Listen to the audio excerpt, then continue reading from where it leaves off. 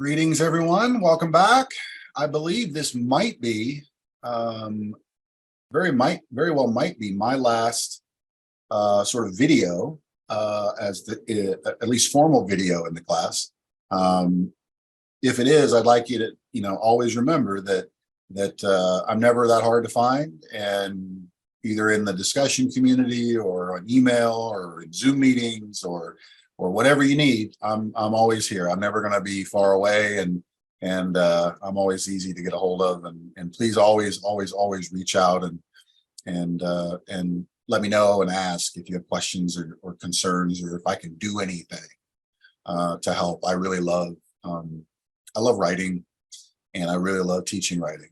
I really love, now at this point in my career, having done this job for more than 2 decades, to be able to do for students what my professors did for me when I was just starting college, particularly with writing.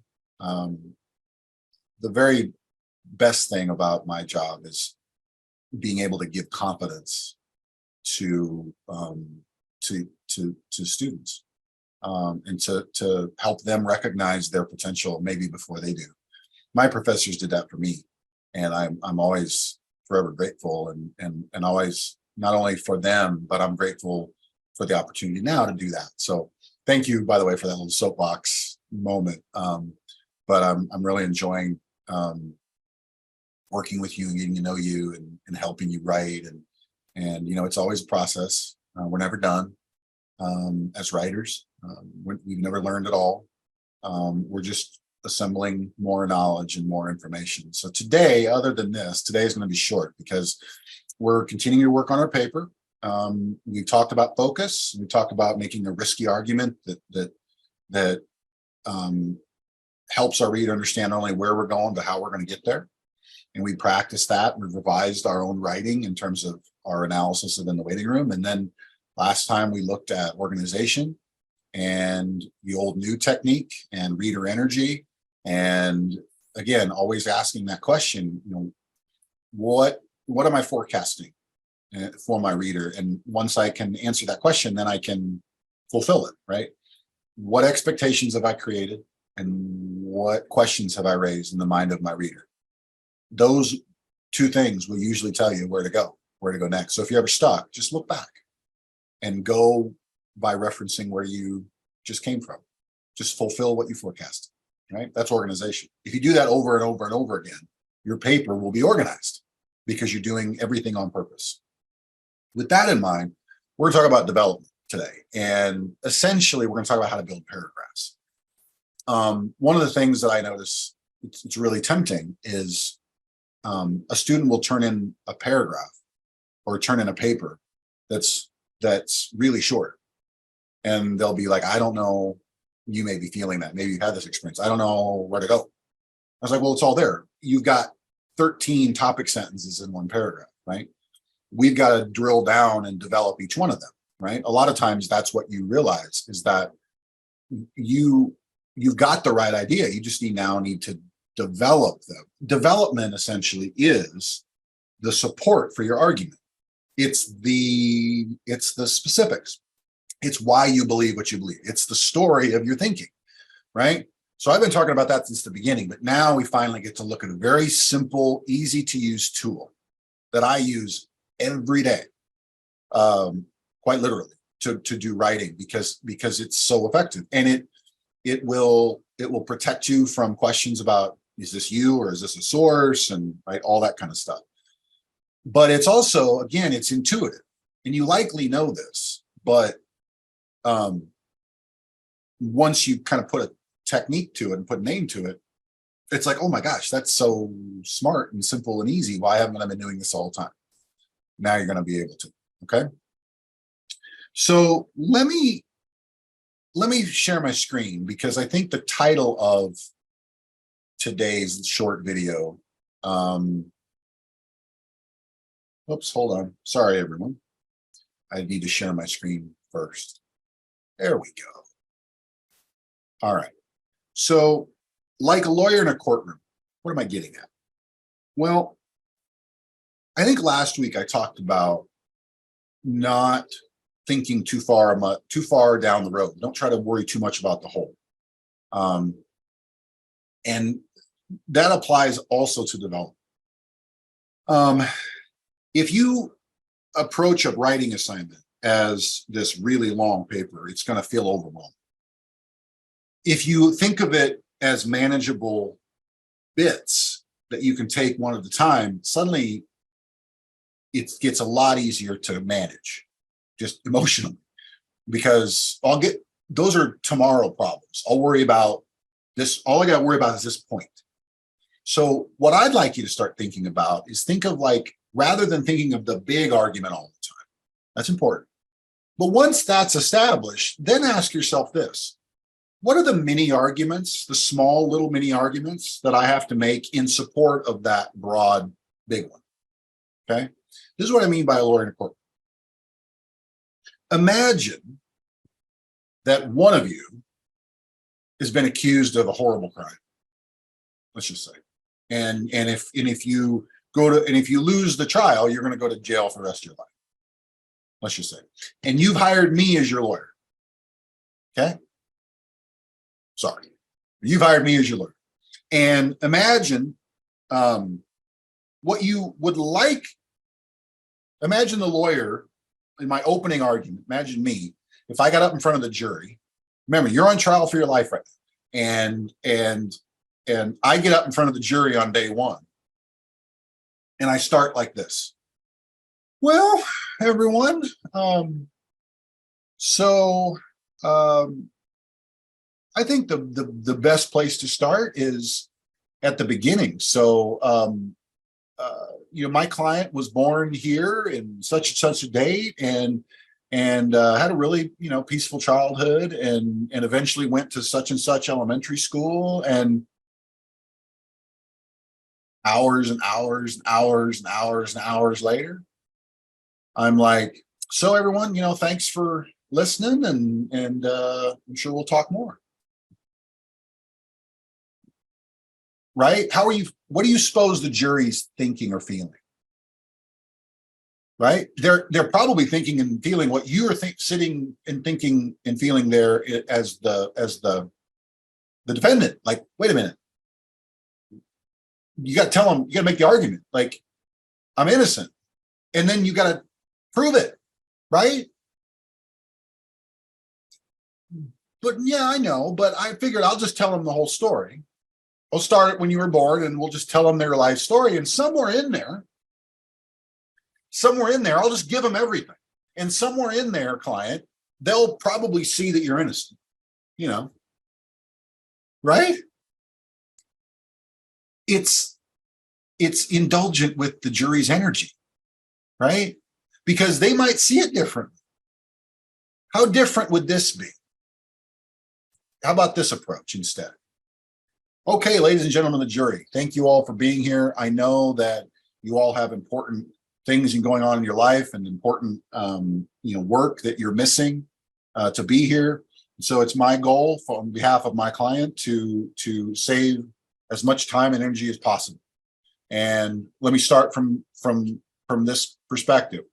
My client is innocent of these charges, and over the course of this trial, I will show you 5 things and prove each one of them. 1, 2, 3, 4, 5. And by the end of it, you will have no choice but to acquit my client. Right? What have I done? I've asserted the argument, innocence. And then here's the plan. I'm going to prove this. I'm going to prove this. I'm going to prove this. I'm going to prove this. And I'm going to prove this. You don't need to know what elementary school my client went to when they were a child. I'm going to give you exactly what you need to do the job.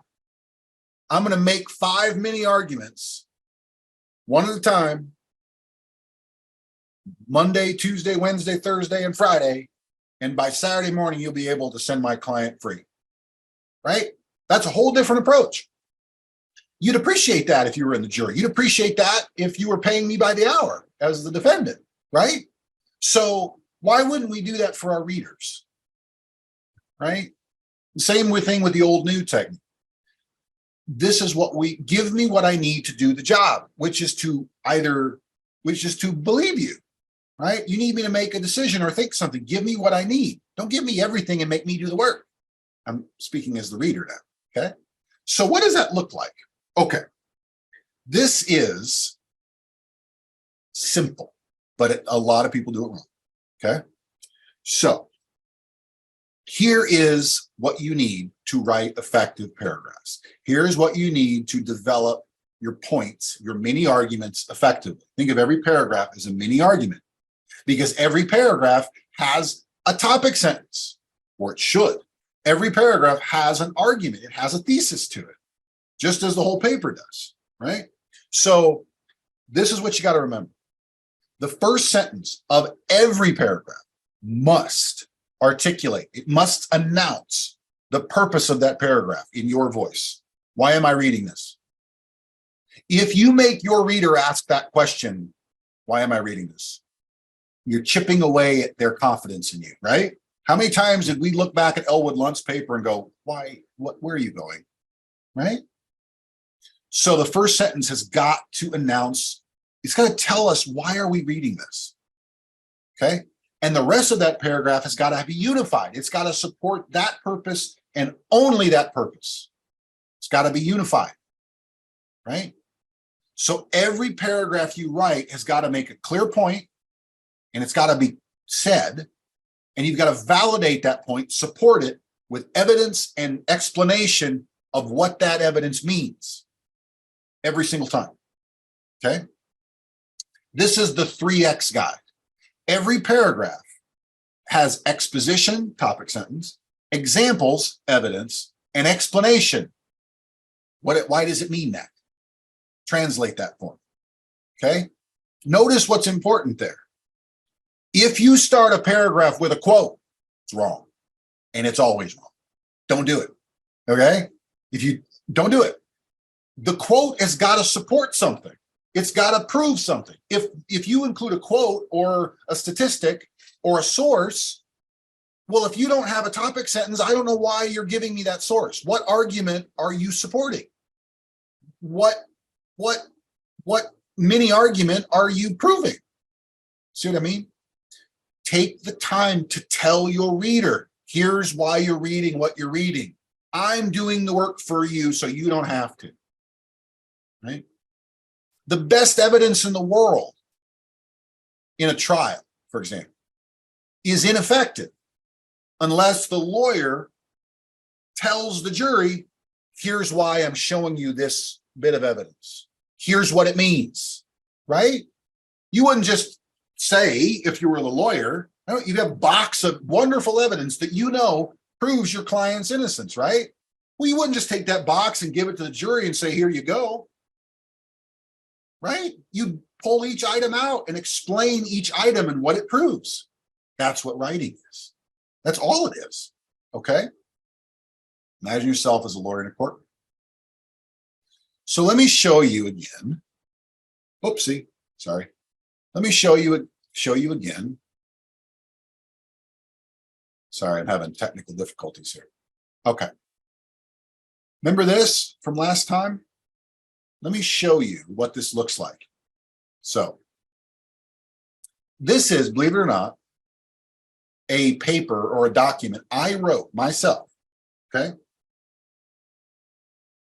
A long while ago when we were building the writing center at Dell, and I was in charge of that, okay? And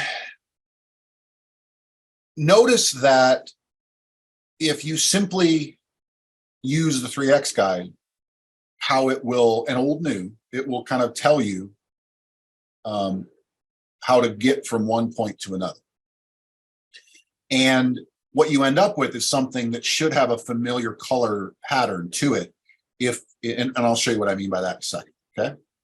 So this is what the 3X guide is, and this is how you really can build really effective paragraphs. And it's also a great example of how the evidence doesn't always say what you want it to say. Okay, so let me show you what I mean.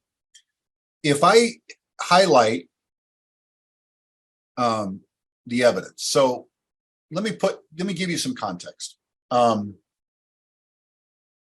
me give you some context. So this is back in like 2008. It's a long time ago, right? was like 2008 when we were building the writing center, and there wasn't, the question was, should we do it? Should we spend the money to do this? And I wanted to say yes, right? Because I knew it was necessary. And so I figured there was this data that I knew existed. And I assumed that if I got the results, it would be obvious that Doane students were they were just desperately bad and worse than everybody else, and they needed all kinds of help. So I found the data, and here's what it said: that in 99, 2006, and 2008, they were better than the average. 2000, 2001, 2004, 5, and 7, they were just below the average. And 2002 and 2003, they were about average, right? So if I just gave that data to my boss and I said, we should build a writing center, and I hand him, and he's like, why? Or she's like, why? And I hand them that information, right? It's not saying what I need it to say or what I think it really means. Or they might not see it the way I see it, right? And so I'm going to acknowledge that. That's my point. That's my topic sentence. The need for a writing center is not necessarily clear. Here's the data. And then on the surface, these results, see what I'm doing? Old, new. I'm referring to these results. I'll put that in blue.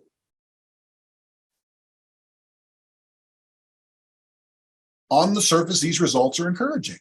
They suggest the results. The Doane students are not unique, that their ability is consistent with other students across the country. What expectation or what question have I just raised now in the mind of my reader? What is writing ability across the country if Doane students are consistent? Is it good? Is it bad? So I got to make a new point. This is my new point. And I'm just referring to where I've come before, and I'm going to use the old new technique to build this paragraph. That's all I'm doing. Literally, this is all I'm doing. We have a writing center as a result of this now at Doane, right? Old new technique and the 3X guy. That is literally all I need, right? Because it forces me to say, here's my point, here's why I think it, and here's what it means, right? And old new helps me organize it, right? Here's what I think, here's why I think it. This is the story of my thinking, and I'm going to tell that story to my reader. That's why stories matter, right? Among many reasons, okay? So this consistency isn't good because student writing across the country is not especially strong. And so I found a source, a testimonial from an expert that said roughly that. And there you go. That's my evidence. And then I explain. This is me explaining what that evidence means. These complaints are understandable and familiar to anyone who's taught writing at the college level. Why can I say that without proof, but you can't? If you turn that into a teacher, your teacher would say, how do you know that? You have to prove that. I can say it because I'm an expert in the field, right? You're not yet. You will someday be, right? So you would have to follow that up with another bit of evidence. You would just put some more pink.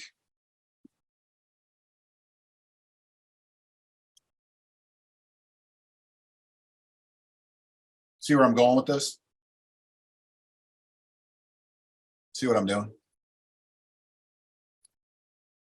And so you can layer yellow, pink, blue, pink, blue, pink, blue, pink, blue, and then move on yellow, pink, blue, see? Right? And so then you're always thinking about evidence, explanation, evidence, explanation, evidence, explanation, exposition, evidence, explanation. You've wondered, how do I get page length? How do I lengthen my paper? More proof, not more points, more proof. That's how you do it, right?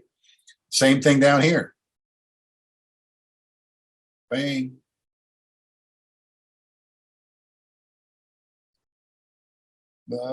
Up, bang, and bang. That's it. And so what's cool is if you zoom out here real quick,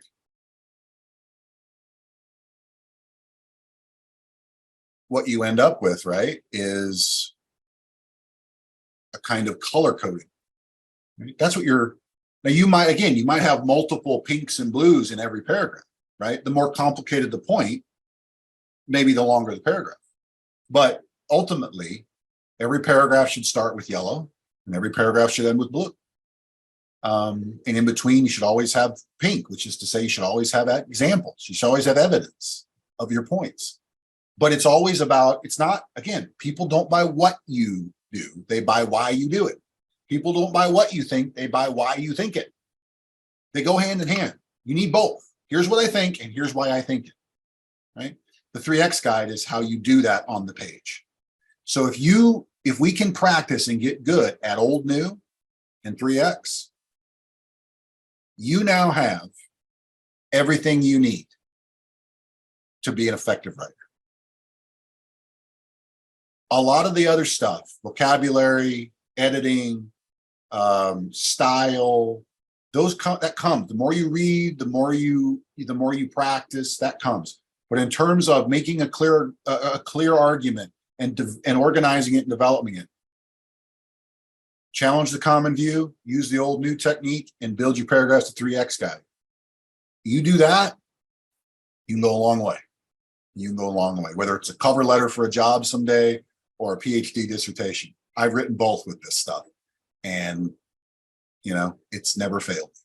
Okay, so let me unshare my screen here and say, while this might be again my last video with you, you probably will see me, on camera again in our discussion community and elsewhere. But I'm always around, never far away. If you'd like to meet on Zoom or if you'd like to discuss or talk, email me. You can always find me, and we'll keep running down the track. So take care, everyone. Have a wonderful week, and I'll see you down the road.